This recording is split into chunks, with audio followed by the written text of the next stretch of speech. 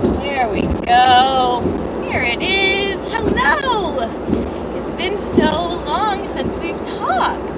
I am super excited this morning, if you can't tell. So I came across the absolute coolest thing. So some of you have probably already heard of this. If you have already heard of Jane Roberts and the Seth Material, then you might as well not even watch this video, because it's just going to be me ranting and raving about that and pretty much nothing else.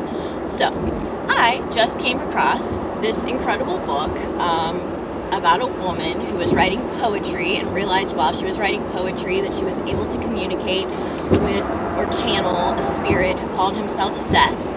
Now bear with me, I know this is probably a little out there for some of you, but I have always been a huge fanatic. I love anything Edgar Cayce. I've read pretty much every book ever written about him, all of his writings. Like, I have like the CDs, the catalog, I've cross-referenced with the Bible verses that he brings up, and I just love the material. I think it's super inspiring. It has brought me a lot of joy in my life and comfort in rough times, and for that reason I just enjoy it. So, and you know, I'm a nurse, I like healing stuff. I love the idea that so much of our outer reality is based on our inner reality, and that's something that modern healthcare completely forgets, and it's a passion of mine. So I especially like his healing works. But anyway, this Jane Roberts stuff is super cool. I haven't even listened to all of it, but it definitely tells me a lot about what to expect after death.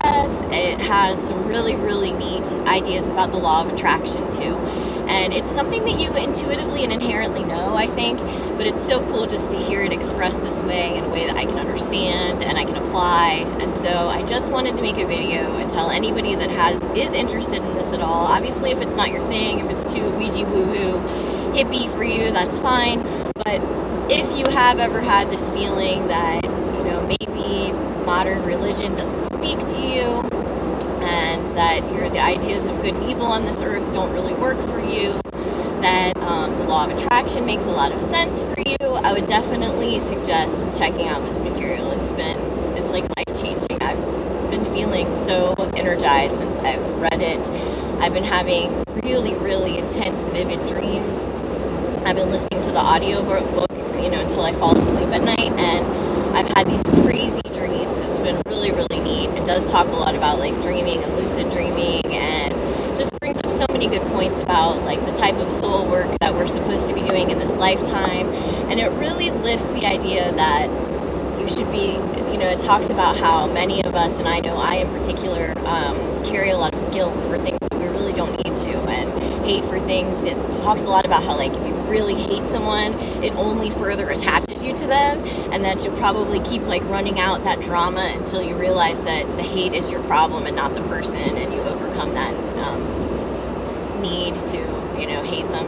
It's just super cool. There's just nothing about it that hasn't spoken to me on like a cellular level. I absolutely have loved it, and I had to tell anybody that would listen about it, and I'm sure the people around me are sick of hearing it, so I went ahead and made a video about it. So I would love to hear what you guys think about this, if you think I'm like a kooky, crazy hippie, or if you think it makes sense, or if you think it's kind of creepy.